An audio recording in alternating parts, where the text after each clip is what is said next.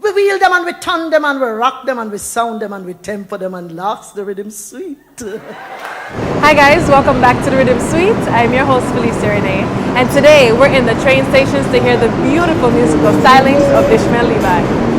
There is so much trouble in the world, but all you gotta do is give a little, take a little, give a little, one more time, give a little, take a little, give a little, one more time, give a little, take a little, give a little, one more time, give a little, take a little, give a little, one more time, yeah.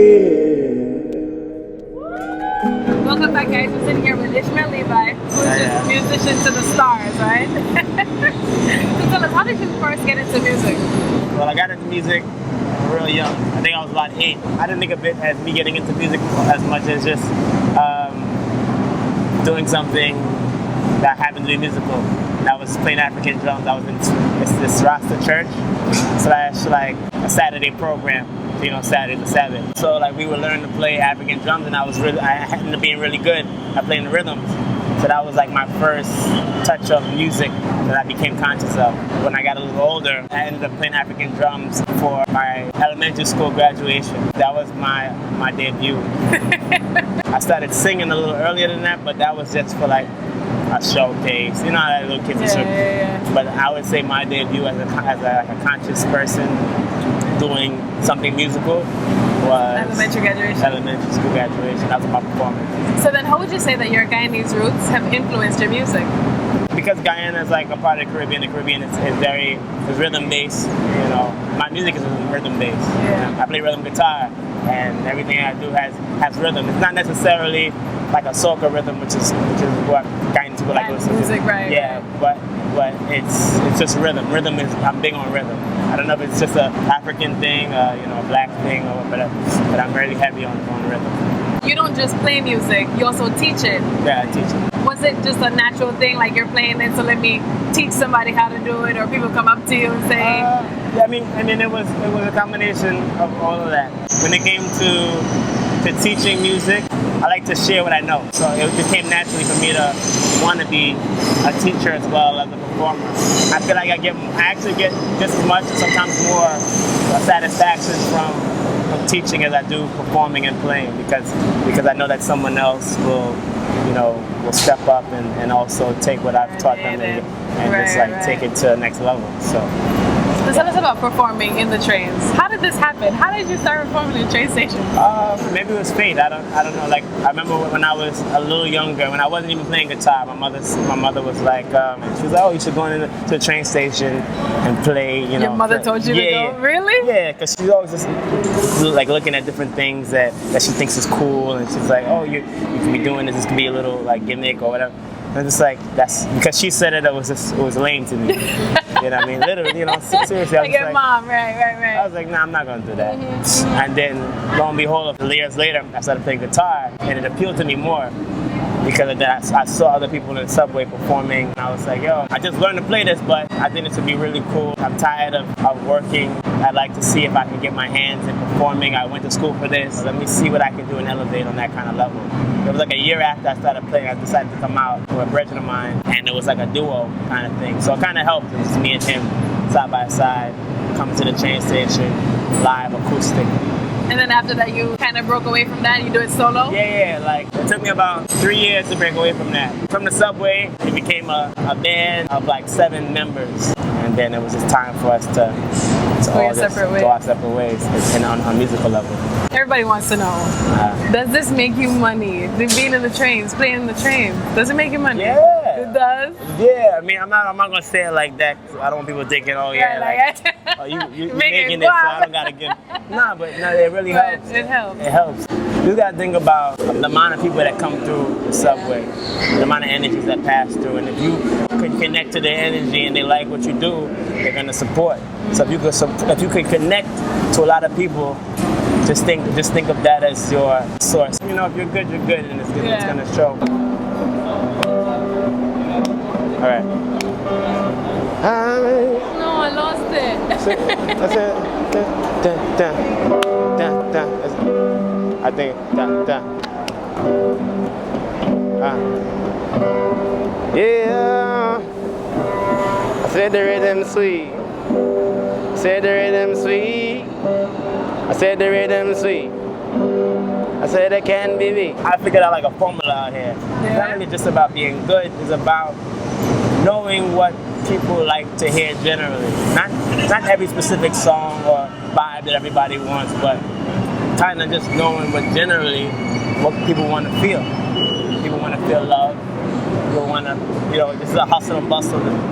New York is a concrete jungle, so people don't necessarily want to hear something fast-paced. They kind of want you to serenade them. You want to give them a moment, right? You want to just stop them for a moment in time and then let them go on with their days, their lives. This isn't your only gig. You're a part of a band and you actually perform in like clubs and lounges and stuff. Yeah. So who is Ishmael Levi? On a musical level, Ishmael Levi is a multifaceted creation. Creation? Yeah, I wasn't born doing this. I didn't come into it. Like my family wasn't musical. I didn't grow up in a musical environment. Right. Music was always around, obviously, because music is everywhere. Right. But I didn't have someone to teach me to be a musician. Yeah. As far as just like a family member, I learned through schooling. I learned through personal interests, and I created my sound, and I created my style, my multifaceted creation. Who would you say influences your music the most? I would say different artists. I couldn't really pinpoint one. A lot of people would connect me to Bob Marley. Oh yeah? I connect to Bob Marley. I connect to the Marleys in general, like Stephen Marley, Ziggy, Barris. I connect to Gregor. I connect to. So it's just everybody. You just put it that's from in the reggae field, but then I could go into like Lauryn Hill, Fugees, Wyclef, and then with the rock, I connect to like Coldplay and Green Day. Really? Yeah, like so. What about soca? Listen, when it comes to soca, yeah. I love soca, but soca's a seasonal thing to me.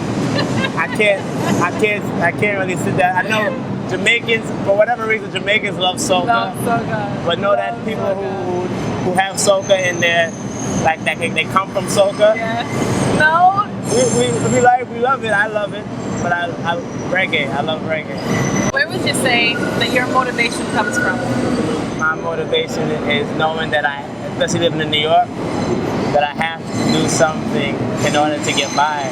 And I would rather do something that I love to do and try to figure it out and stumble along the way than to be doing something that I don't actually want to do in my life. So that's my motivation, knowing that I don't want to have to work for anyone, regardless of if I can, if I have the ability to do so, I have the mind capacity to do so. I would like to take my energy and create something for myself. I come out to the subway and I do that. And I'm usually received well. Yeah. And with my reception, it gets me to my next opportunity. And I'm always stepping up, even when it seems like times are getting rough and weary. There's always something that's coming. Coming out to the subway, it takes guts and it takes courage. If somebody else wanted to do that and they see you doing your thing, what advice would you give them? To anybody that's looking to perform in the subway, whether it be dancing or singing, playing an instrument, whatever your passion is, I would say just go for it. Take a leap. You know what I mean? You might feel like you might sink or swim. You won't sink. You'll just be learning. You'll learn how to. It's a learning process. You'll learn how to swim. You're not gonna sink because coming out here, it's mental.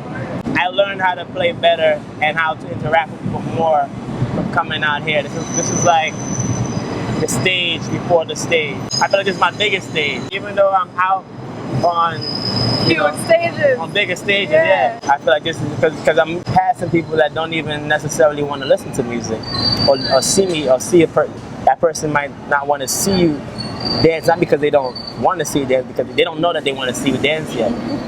You know, yeah, just come out And do it. and just do it.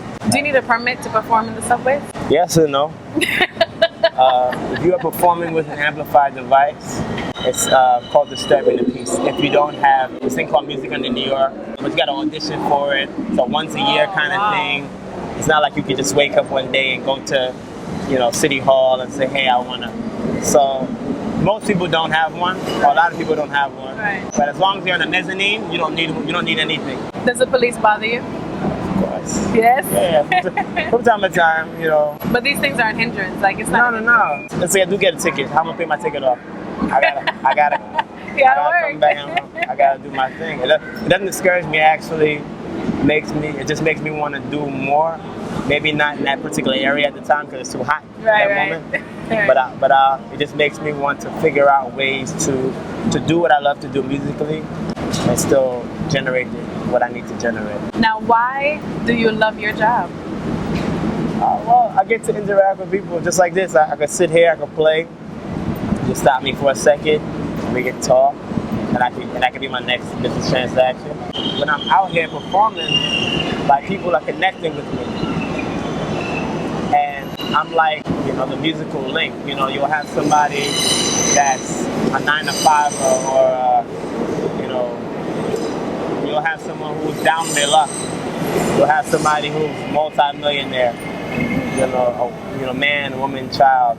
They all come together in this one moment, 4 or 5 minutes. And I enjoy being a part of that. I enjoy seeing it happen, and I enjoy being a part of it. Greetings, this is Ishmael Levi, and the Riddim Sweet. We'll be right back.